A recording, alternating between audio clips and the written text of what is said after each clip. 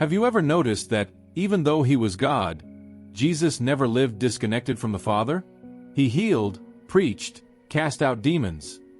But he never stopped seeking intimacy with God. And do you know what's most shocking? Many people today try to live their Christian faith without cultivating what Jesus valued most: the presence of the Father. Could this be why so many people feel empty, lost, and spiritually weak?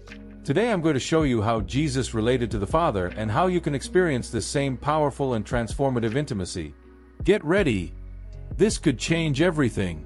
Have you ever wondered why Jesus' life was so powerful, so focused, so full of God's presence, even when surrounded by chaos, crowds, criticism, persecution, and human expectations? The answer lies not only in who he was, but in how he lived. The truth is this: Jesus cultivated a deep intimacy with the Father, and it is exactly this intimacy that you are called to live as well. It is not only possible, it is necessary. Today I want to show you not only how Jesus lived in communion with the Father, but also how you can begin to experience the same spiritual depth, the same living and transforming connection with God. Get ready, because what you are going to hear today can radically change your Christian walk. If you are tired of a superficial faith, of empty prayers, of a mechanical relationship with God, then this message is for you. Because Jesus did not come just to die on the cross. He also came to show us how to live. And what he demonstrated most, with words and actions, was that the secret of spiritual life is in intimacy with the Father. Let's dive into that now. Today's topic is how Jesus cultivated intimacy with the Father, and how you can too. The first thing we need to understand is that Jesus, even though he was God, chose to live as a man in total dependence on the Father. Philippians 2 shows us that he emptied himself, taking on human form and submitting to the will of the Father. In other words, Jesus taught us that life with God is sustained by relationship, not by religion. It's not about having a title, a position, or theological knowledge. It's about having living communion with the Father. And this communion has a price. Intimacy requires time, sacrifice, discipline, focus, and true desire. And Jesus showed us this clearly. Mark 1 verse 35 says, "Very early in the morning, while it was still dark, Jesus got up and left the house by himself, where he prayed." Think about it. The Spirit-filled Son of God, with all the responsibilities of an intense ministry, woke up before dawn to pray. Why? Because Jesus knew that the source of his strength, wisdom, direction, and peace was in the presence of the Father. He didn't do it out of habit. He did it out of necessity. It was a priority. It was vital. What does this teach us? That intimacy with God is not an accessory to the Christian life. It is the center. If Jesus, God incarnate, considered it essential to be with the Father every day, who are we to think we can live without it?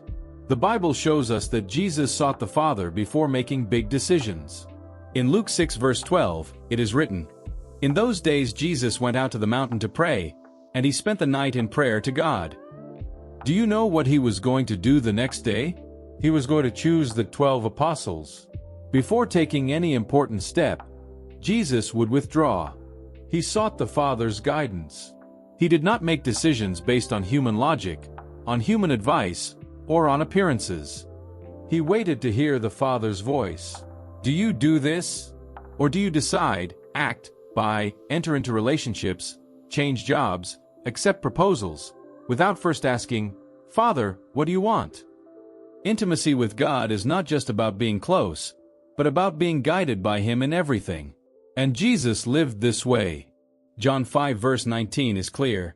"Truly I tell you, the Son can do nothing of himself, but what he sees the Father doing. For whatever the Father does, these things the Son also does in like manner." Jesus did nothing outside the will of the Father. This is true intimacy, living in constant harmony with God, to the point of acting only based on what he reveals. But how is this possible? How can you live this way? I will now show you 3 practical foundations that Jesus taught us to cultivate this intimacy with the Father. First, sincere and constant prayer. Jesus prayed all the time. Before dawn, during his ministry, in the midst of the crowd, in the desert, on the mountain, in Gethsemane. Jesus' prayer was not repetitive or automatic. It was lively, honest, and full of dependence. Matthew 6 verse 6 shows what he taught. But when you pray, go into your room, close the door and pray to your Father who is unseen. And your Father who sees what is done in secret will reward you. This is the key. Jesus showed us that prayer is not a performance. It is intimacy. It is you and God. Open heart, broken spirit, sincere desire. If you want to cultivate intimacy with the Father, you need to make prayer a lifestyle. Don't just pray when you're afraid, when you're in crisis, or when you're at church. But pray like Jesus, with constancy, with passion, with hunger. Second, time for solitude and silence. Did you notice that Jesus always withdrew from the crowd? He loved people, he served with compassion, he preached with authority. But he knew he needed to withdraw to be alone with the Father. Luke 5 verse 16 says, "But Jesus often withdrew to lonely places and prayed." This teaches us something powerful. There is no intimacy without separation. If you want to hear God's voice, you need to shut out the noise of the world. Turn off your cell phone. Unplug for a while. Close the door. Get away from the hustle and bustle. Jesus sought silence not because he was weak, but because he was wise. God's presence is felt in stillness.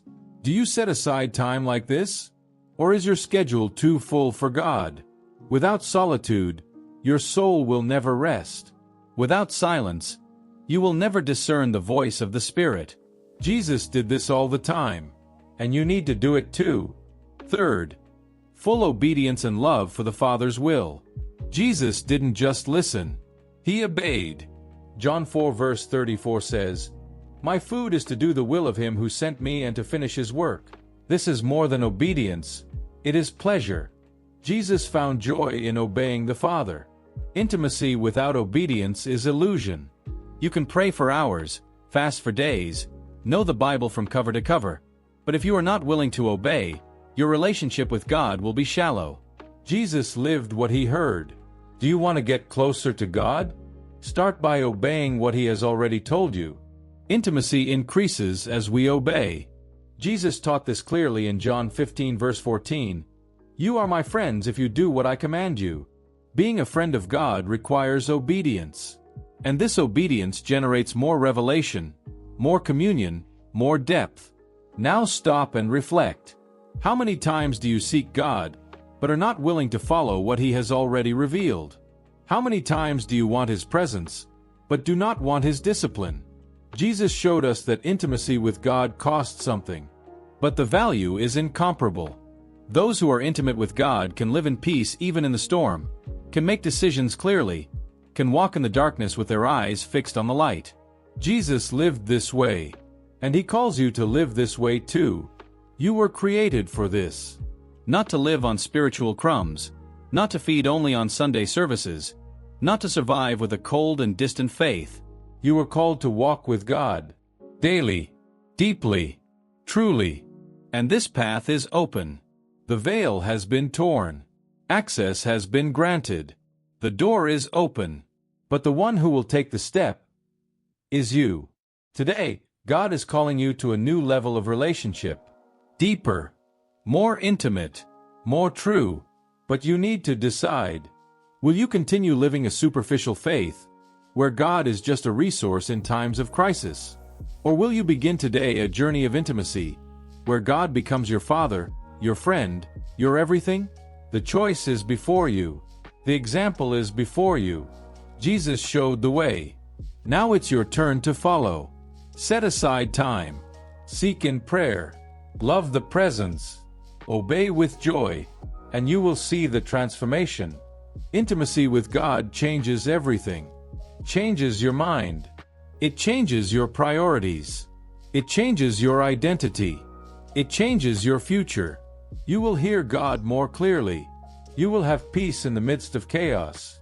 You will feel joy even without external reasons. You will become strong even in difficult times. It all starts with a decision. Jesus cultivated intimacy with the Father every day, and he calls you to do the same. Don't put it off any longer. Close the door. Kneel down. Talk to the Father. and prepare to be transformed. Because intimacy with God is not a pretty concept. It is a life-changing reality, and that life is available to you today, now. So go, seek, persevere, and meet the God who has always been waiting for you. Amen. Now it's up to you. It's not enough to just admire Jesus' example. It's time to follow him. Close the door. Silence the world. Kneel down. Speak to the Father as Jesus did. Seek his presence as if your life depended on it, because it does. And if this message spoke to you, share it now with someone who needs to be spiritually awakened. Like it, subscribe to the channel and activate the bell, because here, you will learn to live a living, deep, and transforming faith. Until the next video, and may you never again settle for a life far from God's presence.